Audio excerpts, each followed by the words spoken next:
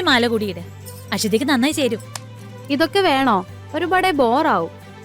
അതെ, ഇന്ന് എൻഗേജ്മെന്റ് അല്ലേ, മിനിമം ഓർണമെന്റ്സ് ഒക്കെ മതി. അങ്ങനെ ഒരുപാട് കുറയ്ക്കൊന്നും വേണ്ട. പയ്യന്റെ വീട്ടുകാർ ചില്ലറക്കാരല്ല. അപ്പോ അവരുടെ സ്റ്റാൻഡേർഡിനൊത്ത് വേണം ഒരുങ്ങാൻ. അതെ അതെ. ഞങ്ങൾ അഷിതയെ കാണാൻ വന്നതാ. ആ വരൂ വരൂ. ഞങ്ങൾ അഷിതയുടെ ഫ്രണ്ട്സാ. ആ വരൂ. ഇന്ദ്രപ്രസ്ഥം വീട്ടിലെ എല്ലാവർക്കും എന്റെ മോളെ വലിയ കാര്യാ. പൃഥ്വിയുടെ ഭാഗ്യ അഷിതയെ കല്യാണം കഴിക്കുന്നതെന്നാ അവര് പറഞ്ഞത്. എങ്ങനെ പറയാതിരിക്കും? നമ്മുടെ കൊച്ചു സുന്ദരിയല്ലേ? അപ്പച്ചി, എല്ലാം നിങ്ങളുടെ ഭാഗ്യം. അല്ലെങ്കിൽ ഇത്രയും നല്ലൊരു ആലോചന വരുമോ? ഞാൻ അങ്ങനെയല്ല കരുതുന്നേ. എന്റെ മോളെ പോലെ ഒരു സുന്ദരി കുട്ടിയെ കിട്ടിയത് പൃഥ്വിയുടെ ഭാഗ്യാണെന്നാ.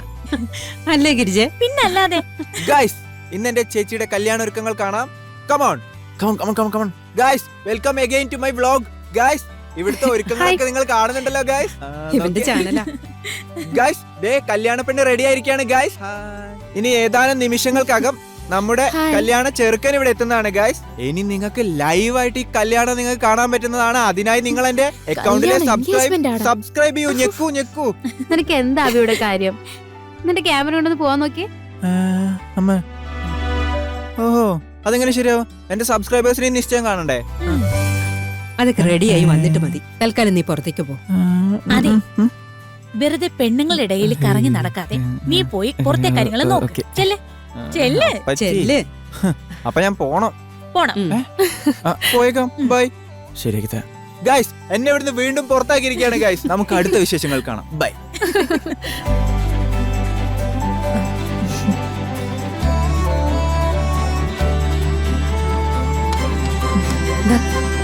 ദുർഗയല്ലേ ജയശ്രീ ആന്റിയുടെ മോള്? അതെ. ദുർഗേച്ചിയെ കാണാൻ നല്ല രസമുണ്ടല്ലോ. സത്യം പറഞ്ഞ കല്യാണ പെണ്ണിനേക്കാളും സുന്ദരി ചേച്ചിയാ. അമ്മേ, ഒന്നിങ്ങ് വന്നേ. എന്താ മോളെ? സുഖല്ലേ? ഈ നാശത്തിന് ഇവിടുന്ന് പറഞ്ഞു വിടുന്നുണ്ടോ? ഇല്ലെങ്കിൽ ഞാൻ ഇവിടെ പോവും.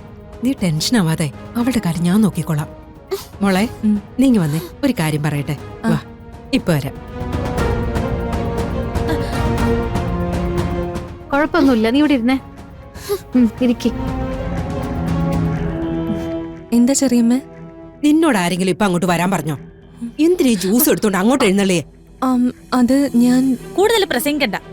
മര്യാദയ്ക്ക് ആ ജ്യൂസ് അവിടെ വെച്ചിട്ട് നീ കലവറയിലെ കാര്യങ്ങൾ മാത്രം നോക്കിയാ മതി. അവിടുന്ന് പുറത്തേക്ക് വരണ്ട. പോ. പിന്നെ എന്തെങ്കിലും പറഞ്ഞ് സ്റ്റേജിന്റെ ഭാഗത്തേക്ക് എങ്ങനെ വന്നാ അറിയാലോ നിനക്കെന്നെ. പോ.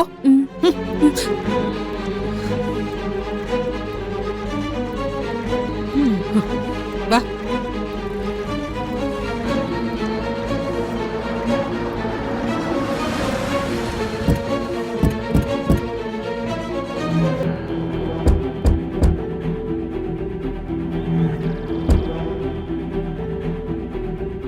ഇവരെന്തിനാ നിശ്ചയം ക്ഷേത്രത്തിൽ വെച്ചത്? എന്തിനു ചൂടാ ഇവിടെ? AC auditorium കിട്ടാഞ്ഞിട്ടാണോ?